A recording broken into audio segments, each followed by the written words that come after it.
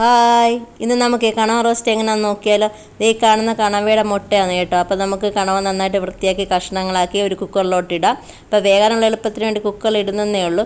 അപ്പോൾ ഉപ്പും മഞ്ഞൾപ്പൊടി ഇവ ഇട്ടതിന് ശേഷം നമുക്ക് 2-3 വിസിൽ വരുത്താം.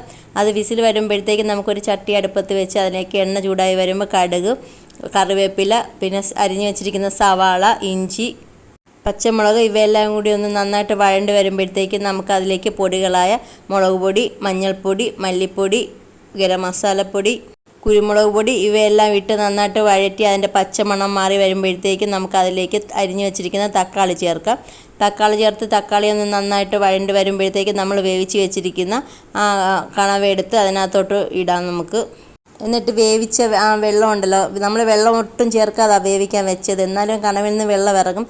ആ വെള്ളം എടുത്ത് നമുക്ക് അതിനകത്തോട്ട് ഒഴിച്ച് നന്നായിട്ട് മിക്സ് ചെയ്തതിന് ശേഷം ഒരു 5 മിനിറ്റ് കൂടി ഇങ്ങനെ ഒന്ന് വഴറ്റി എടുക്കുമ്പോഴത്തേക്കും നമ്മുടെ കണവ റോസ്റ്റ് റെഡിയായി. അപ്പോൾ വീഡിയോ ഇഷ്ടപ്പെടുവാണെങ്കിൽ എല്ലാവരും ലൈക്ക് ചെയ്ത് ഷെയർ ചെയ്യണേ.